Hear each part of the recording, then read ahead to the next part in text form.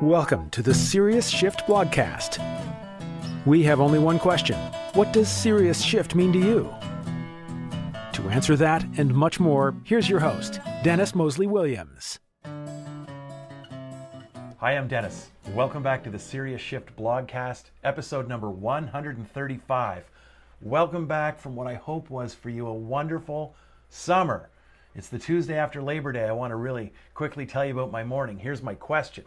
My question is, hey, what are you doing? What's your plan for next summer? It's not the end of the summer here. It's the start of next summer, of doing the work required to have a wonderful summer, very different than the one we just had.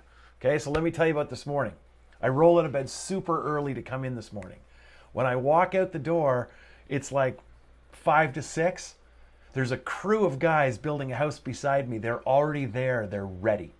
Okay? When I always admire laborers. It's not work that I would easily do, right? And I just think it's backbreaking. It's getting cold. I live in Canada. Good morning, fellas, I say. And they are eager. They're like horses at the starting line, okay? They just want it to be 6 a.m. so they can start making noise. And believe me, they do. Both want to and they do.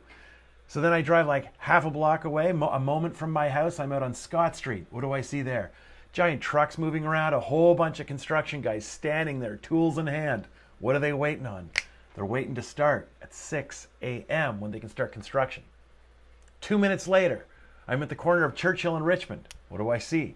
See a guy unloading a transport full of food, okay, for a restaurant on the corner. Kind of nod at him, hang a right, head down Richmond, Starbucks. They open at 6. They're now open.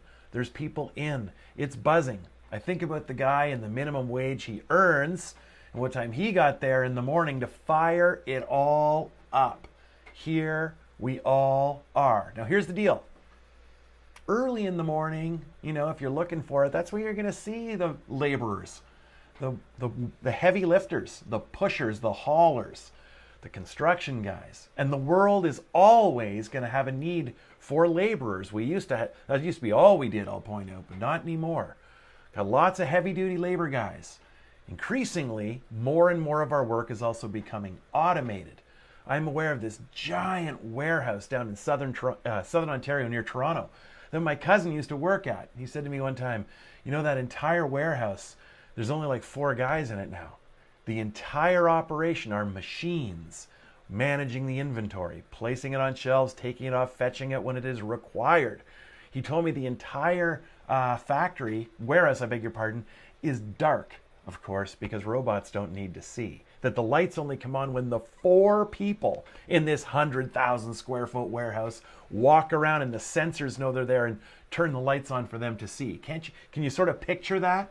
One person walking around under a little pool of light and a whole bunch of weird looking robots that look more or less like photocopiers moving around taking boots and books off shelves. Isn't that incredible? All right.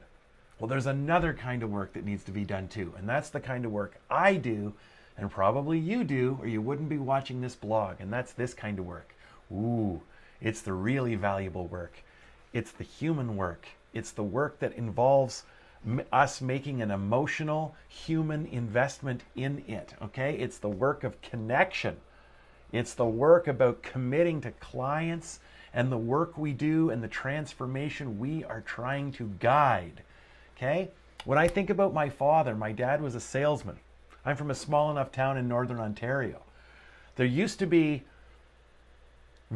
just a handful of jobs. What kind of jobs were there 100 years ago? You were a laborer, you were a farmer. If you were from northern Ontario, you worked in natural resources or what have you. My father was a salesman.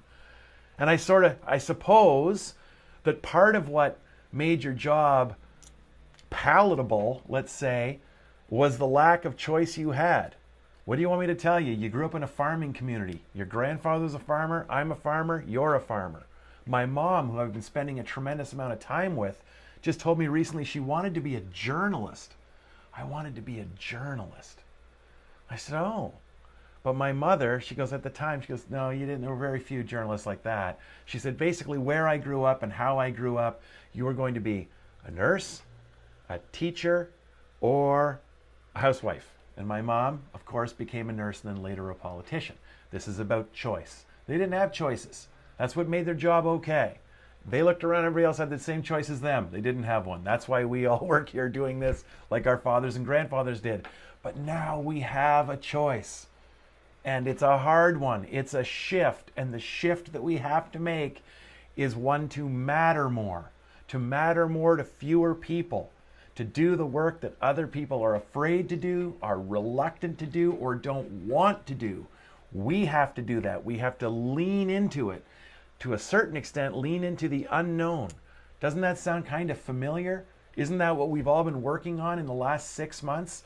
All of us trying to figure out a way to keep this connection with our clients, to continue to matter, to influence, and to show up for them.